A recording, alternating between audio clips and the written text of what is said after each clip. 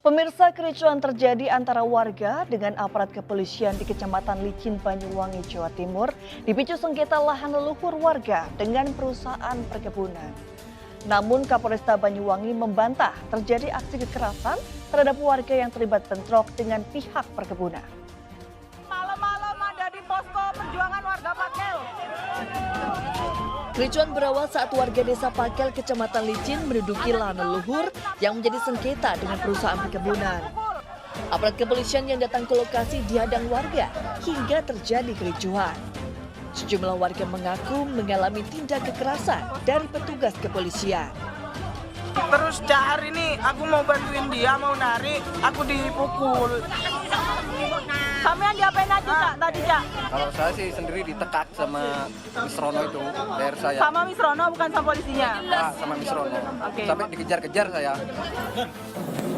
Kapolresta Banyuwangi membantah anggotanya melakukan kekerasan terhadap warga terkait bentrok warga dengan pihak perkebunan.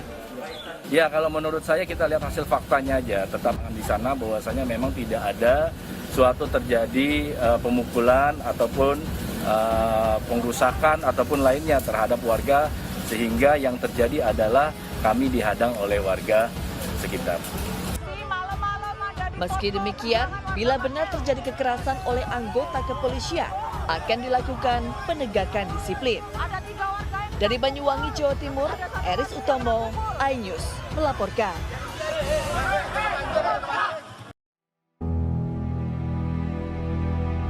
Konflik lahan dan tindak kekerasan oleh aparat kepolisian terjadi di Desa Pakel. Warga yang mempertahankan haknya diduga mendapat tindak kekerasan dari aparat Polresta Banyuwangi. Aksi itu direspon warga dengan laporan ke Komnas HAM RI bersama Walhi Jawa Timur dan LBH Surabaya. Konflik agraria di Pakel ini bukan persoalan baru. Pada 1929, warga mendapat izin Akta 1929 untuk membuka hutan dan bercocok tanam. Namun tragedi 1965 membuat warga tak berani mengelola lahan tersebut. Hingga pada 1970, PT Bumisari mengklaim kawasan itu. Demikianlah beberapa upaya yang telah ditempuh warga Pakel.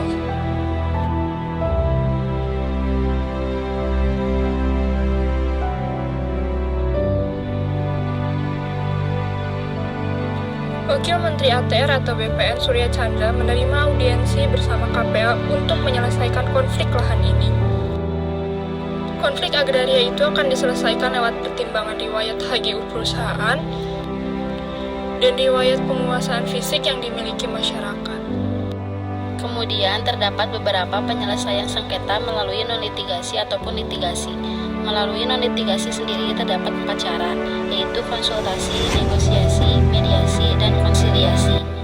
Konsultasi yaitu suatu tindakan yang dilakukan antara satu pihak dengan pihak yang lain yang merupakan pihak konsultan.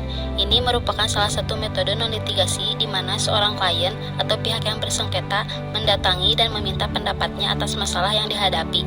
Saat ini, konsultan memberikan pendapatnya sesuai dengan kebutuhan serta keperluan kliennya. Konsultasi ini bersifat personal. Kemudian terdapat negosiasi, yaitu penyelesaian di luar pengadilan dengan tujuan untuk mencapai kesepakatan bersama atas dasar kerjasama yang lebih harmonis. Cara ini tidak memerlukan ahli atau konsultan untuk menengahi sengketa yang dihadapi. Para pihak yang bersengketa bertemu untuk mencapai titik terang penyelesaian masalah. Perundingan ini akan menghasilkan kesepakatan bersama atas dasar yang lebih harmonis dan kreatif. Selanjutnya, mediasi, yaitu penyelesaian melalui perundingan untuk mencapai kesepakatan di antara para pihak dengan dibantu oleh mediator. Cara penyelesaian sengketa lainnya dalam proses non-litigasi. Proses mediasi sendiri hampir sama dengan negosiasi, yaitu sama-sama melakukan perundingan. Bedanya, proses mediasi menggunakan bantuan seorang mediator dalam proses perundingan dari pihak-pihak yang terkait.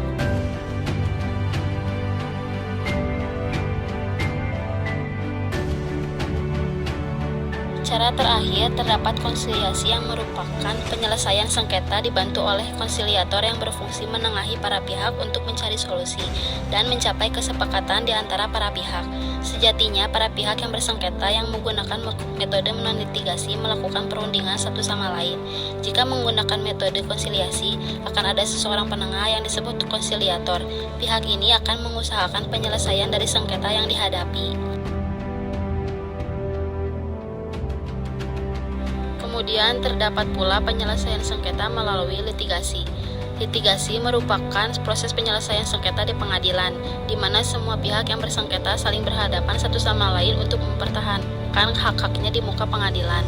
Hasil akhir dari suatu penyelesaian sengketa melalui litigasi adalah putusan yang menyatakan win-lose solution.